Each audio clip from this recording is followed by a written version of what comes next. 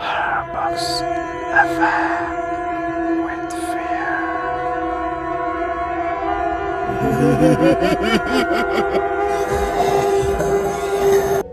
Welcome back to Horror Box FM.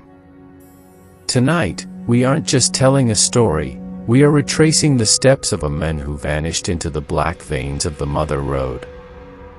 They call Route 66 the Main Street of America, but when the sun dips below the horizon, it becomes a graveyard of forgotten dreams and hungry shadows. This is the documented account of Abed, a traveler who learned that on the open road, you are never truly alone. Lock your doors, turn down the lights, and let's drive. Abed wasn't a man of superstitions. He was a practical guy, a software engineer taking a solo cross-country trip to clear his head.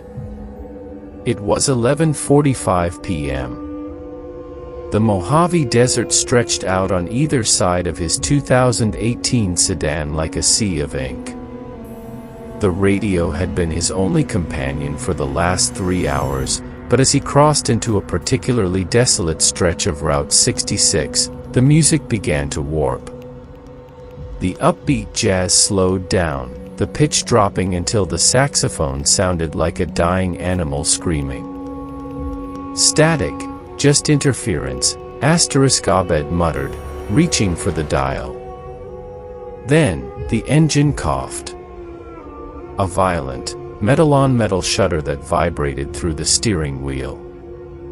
The dashboard lights flickered once, twice, and then, total darkness.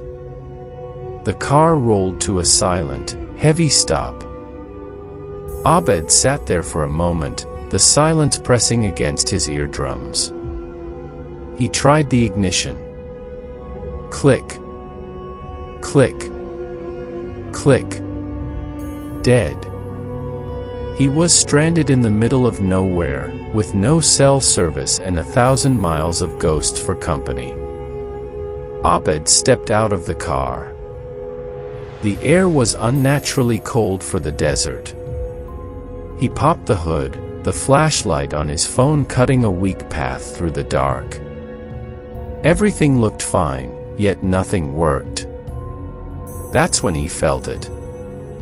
The prickle on the back of his neck. The feeling of being watched. He looked toward the horizon. About half a mile back, he saw a flickering red light. It looked like a taillight of a car parked on the shoulder. He hadn't passed any cars for miles. "Hey!" Abed shouted. His voice didn't echo. It was swallowed by the sand. The red light didn't move. But as he watched, he realized it wasn't a tail light. It was too high off the ground. And then, a second red light blinked into existence right next to the first one. They weren't lights. They were eyes. Abed sat in the dark, his breath fogging the windshield. He told himself it was a coyote. Or a trick of the light. He closed his eyes, praying for a passing truck. Tap. It was faint. A single knuckle against the rear window. Tap. Tap. Abed froze. He didn't turn around. He watched the rearview mirror. In the darkness of the back seat, he saw a reflection. It wasn't a person. It was a silhouette, long, spindly fingers pressed against the glass from the outside, but the fingers looked like they were made of charred wood. Then, a voice whispered. It didn't come from outside. It sounded like it was coming from the car's dead speakers. Abed, why did you stop? We've been waiting for a ride since 1952. The temperature inside the car plummeted. Abed could see his own breath in the moonlight. Suddenly, the interior light of the car flashed on. Sitting in the passenger seat was a man. But he wasn't there entirely. His clothes were burnt, sticking to his skin in melted patches of nylon and denim. "My name is Elias," the figure rasped. "I was heading to LA. I had a ring in my pocket. I was going to ask her." Abed tried to scream, but his throat was constricted, as if an invisible hand were squeezing his windpipe. "The road doesn't let you leave, Abed." Elias leaned closer, the smell of burnt rubber and old copper filling the cabin. "It's hungry. It needs grease for the wheels. It needs blood for the asphalt." Suddenly, the car was slammed from the top. Something heavy was crawling on the roof. The metal groaned under the weight. Abed looked out the side window and saw faces, dozens of them, peering out from the darkness of the desert. They were the breakdown people. Those who had stopped on Route 66 and never started again. In a fit of adrenaline, Abed grabbed his heavy mag light and smashed it against the dashboard. "Asterisk, leave me alone." "Asterisk," he roared. He grabbed the key, twisted it with everything he had, and screamed, "Asterisk, start." Asterisk. The engine roared to life with a demonic howl. The headlights cut through the dark, revealing a terrifying sight. The road ahead wasn't asphalt anymore.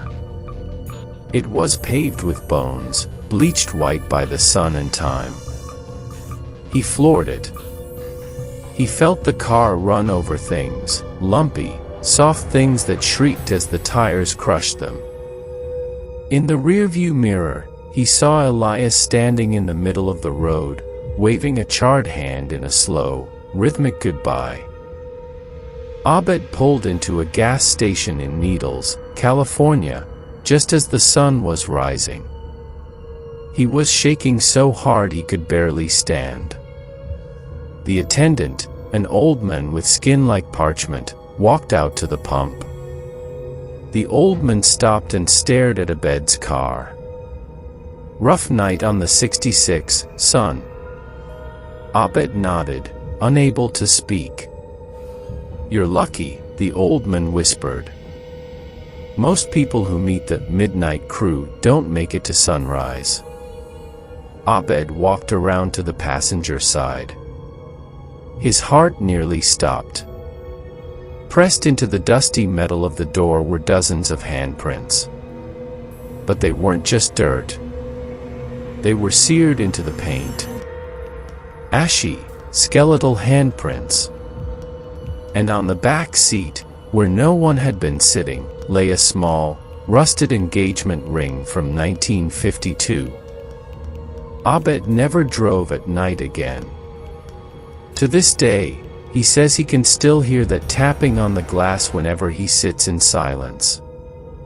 Route 66 is a beautiful road, filled with history, but remember, history has a way of reaching out from the grave. Next time your engine light flickers on a lonely highway, don't pull over. Keep driving.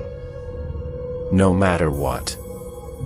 This has been Horror Box FM. Sleep tight, if you can.